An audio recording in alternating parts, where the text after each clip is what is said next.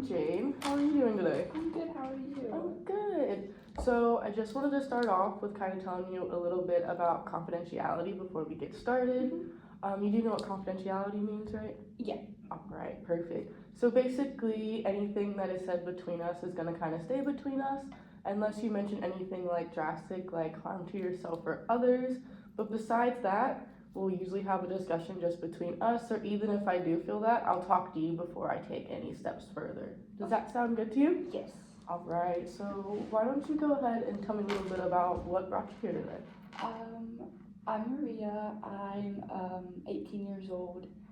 I have just been having crazy anxiety lately. I just constantly worry, and I think that's really like brought some depression on.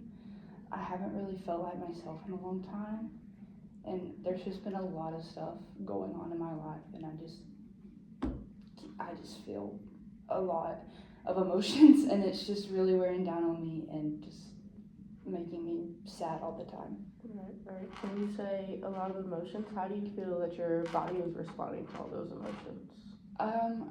I try to exercise a lot to just get those like emotions out, but my body just feels really weak a lot. I just feel very sluggish and kind of just, I don't know, just kind of ugh, you know. Yeah.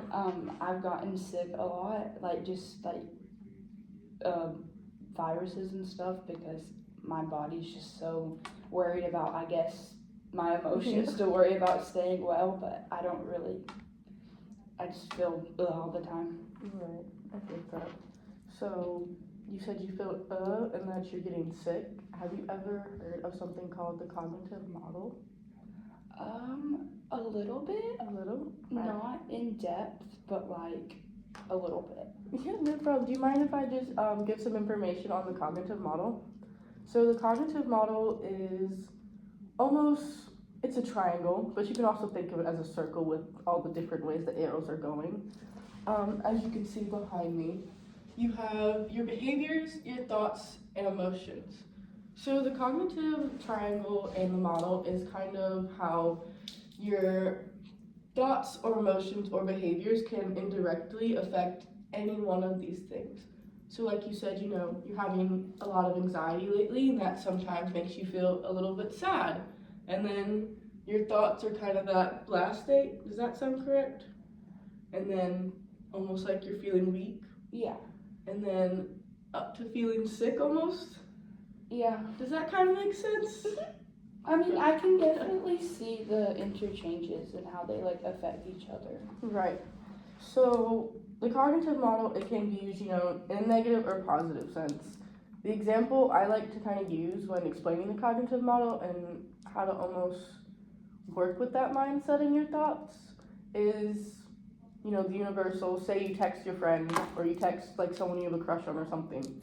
They don't respond in the time you want, or you get left unread or delivered. All of us universally feel that. And, your first thought might be, oh, they're ignoring me. But, that could bring negative emotions, different feelings, kind of like sadness and all that. But what if you change it to, oh, they're just busy? How do you think your mind kind of reacts to just going towards they're busy? Definitely like more positive. More positive? Mm-hmm. Right. Yeah. Less, like it's a more like understanding approach than just, oh, they're blocking me, they don't like me. Oh, yeah. It's a more open approach, I feel like. Oh, yeah, definitely. But I'm not saying that's your situation right now. I just want to reiterate that because I understand anxiety is a lot and everyone deals with it in their different ways.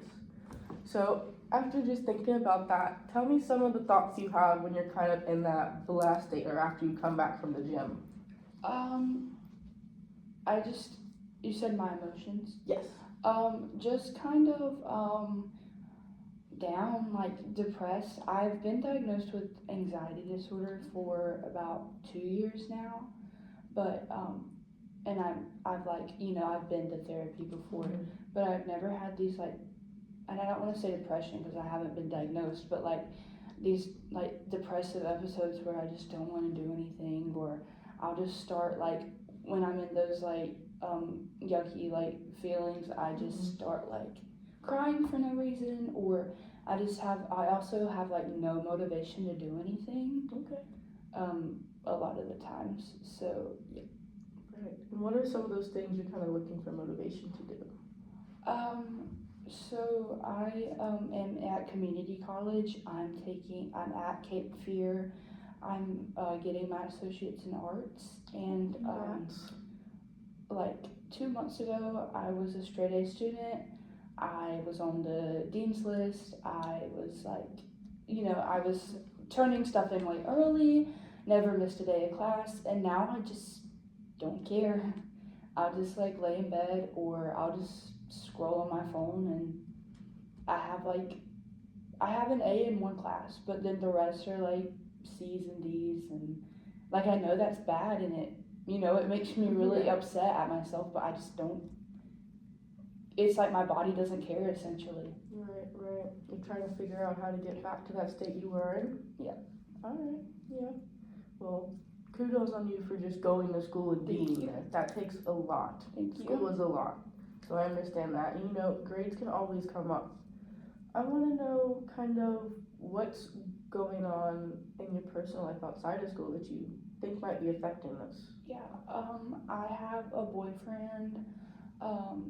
He is, we don't live with our parents. We actually was able to buy a house because we both had jobs all throughout high school. That's big. Congrats. Thank you. He was going to school at, actually UNC Wilmington, but then he dropped out because he wanted to go ahead and go into the workforce. He didn't believe he needed school, which I'm not saying you have to have school to, but he has not had any success finding a job.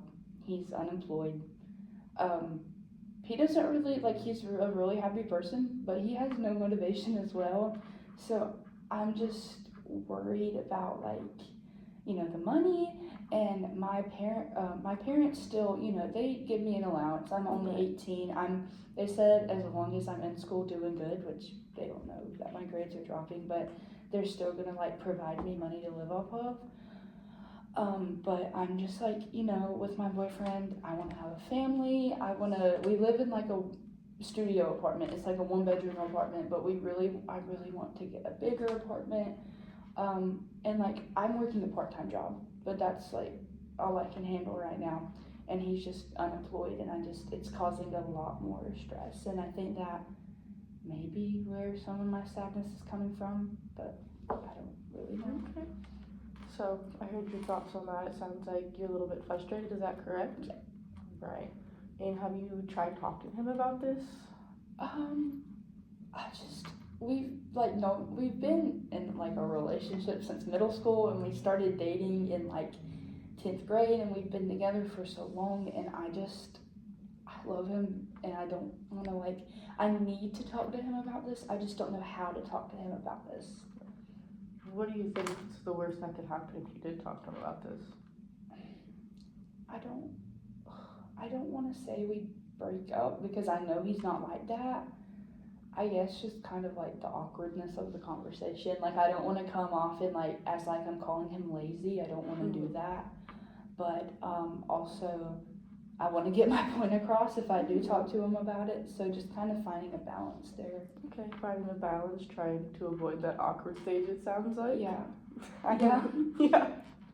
I believe, we've all kind of been there, that awkward confrontation with someone you love, just trying to get them to see your side, but in the end, that awkwardness is kind of unavoidable. Yeah. Yeah. So what do you think you could say to him that wouldn't make it sound like you're calling him lazy? I've thought about just being straight up with him and being you're not in school, you're not really doing anything. He does coach a team, and he gets $300 a week, but we can't live off that. But that's really all he's doing, and he's involved in our church, but he doesn't get paid for that. So he has all this time on his hands, and I just want to be babe, you have this much time. I'm in school, I'm working, you're not even in school and you're not working. Can we maybe look at options together, or maybe like, I don't know, ask, maybe, cause his dad owns like a, lawn company, and I know my boyfriend does not want to work in, yard work, but like, I would probably be like, either you work in yard work or we go broke and have to move back in with our parents. It's kind of like I just kind of need to sit him down and I feel like show him what's the real consequences of this. Right. I mean, I like that. I like how you pointed out his skills and his strengths and what he can lean on instead of just straight up saying, go get a job. That sounds like it'd be a good conversation for you two to have.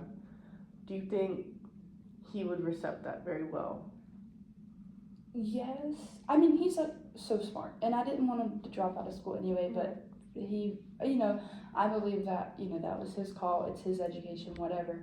But like, he has the skills to work. It's just in this, no one wants to hire young people. Mm-hmm. He's 19, doesn't have a full education. He graduated like top of our class. It's just he didn't want to do undergrad, which is fine. Yeah. But just it's been so hard because the jobs he is eligible for, he's really more qualified than that, and they're not going to pay what we need it to pay. But I mean, as of now, I guess I should just like let him get any job because that's better than no job at all. No, like you said, he has his options. He has his dad, he has all these skills, so he could go for anything. And say he does go work for his dad. How do you think that's going to make this kind of anxiety feel a little bit for you? I feel like if we had a steady